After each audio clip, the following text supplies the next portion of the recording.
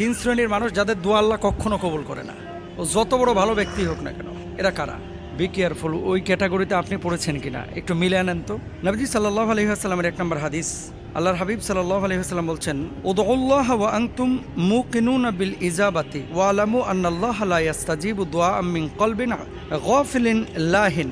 এটা আবু হুরায়রা রাদিয়াল্লাহু তাআলা আনহু থেকে বর্ণিত হাদিস। রাসূল আকরাম সাল্লাল্লাহু আলাইহি ওয়াসাল্লাম বলেছেন, তোমরা আল্লাহর কাছে দোয়া করো এই বিশ্বাস নিয়ে যে তিনি কবুল করবেন, আর জেনে রাখো আল্লাহ এমন দোয়া কবুল করেন না যা গাফেল, অমনোযোগী, উদাসীন হৃদয় থেকে করা হয়। কিছু লোক দেখবেন দোয়া এভাবে হাত তোলে আর এইভাবে মাথা চুলকায়, দোয়ায় হাত তুলে মোবাইল টিপতেছে, দোয়ায় হাত তুলে আল্লাহর কাছে কোনো আকুতি নাই, কোনো বিনয় নাই, কোনো চাওয়ার মানসিকতা নাই।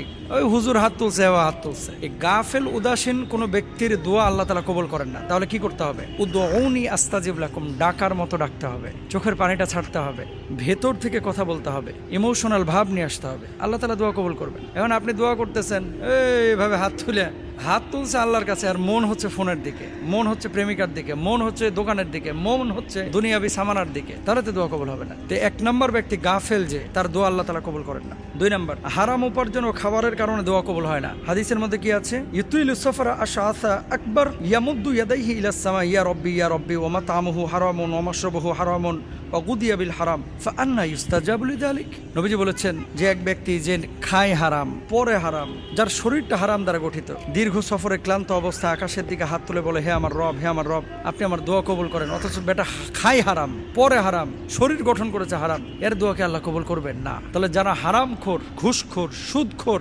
শরীরটা, রক্তটা, গোশতটা যার হারাম দিয়ে গঠিত, আল্লাহ তাআলা তার দোয়া কবুল করবেন না। এটা হচ্ছে 2 নম্বর। তাহলে দোয়া কবুলের জন্য প্রথম শর্ত হচ্ছে কি?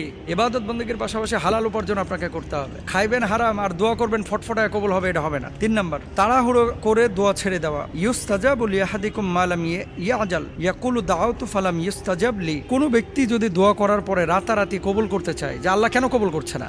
হুজুর এত দোয়া করলাম, জীবনে কোনো দোয়া তো কবুল হচ্ছে না। দেখেন, দোয়া কবুল হবেই 3টা পদ্ধতিতে, হয় দুনিয়ায় পাবেন, অথবা আখিরাতে পাবেন, অথবা দেরিতে পাবেন। পাবেন 100%, এটা আল্লাহর ঘোষণা। এখন আপনি পাচ্ছেন না, সমস্যা আপনার, আপনি ডাকার মতো ডাকতে পারছেন না। অনেক বিষয় আছে, যেমন এই দোয়াটা এখন কবুল করলে আপনি চাচ্ছেন আল্লাহর কাছে 1 কোটি টাকা দেন। কারণ আপনারা এখন যদি 1 কোটি টাকা দেওয়া হয়, 1 কোটির ভার আপনি সামলাইতে পারবেন? মানেটা কি? কিছু মানুষ আছে এই গাঞ্জাখোর, যেগুলা ওই 1 কোটি পায়ে গাঞ্জা খায় শেষ করে ফেলবে। আর যখন আপনার বাচ্চা কাচ্চা হবে, তখন 1 কোটি দিলে হয়তো বা বাচ্চার দিকে মায়া জন্মাবে এবং 5টা মানুষের রুটি রুজি হবে, তা আল্লাহ তখন সেটা আপনাকে দিবে। আপনি এখন এত তাড়াহুড়া করছেন কেন? এই জন্য দোয়া করে কেউ যদি তাড়াহুড়া করে, এর দোয়া কবুল হয় না।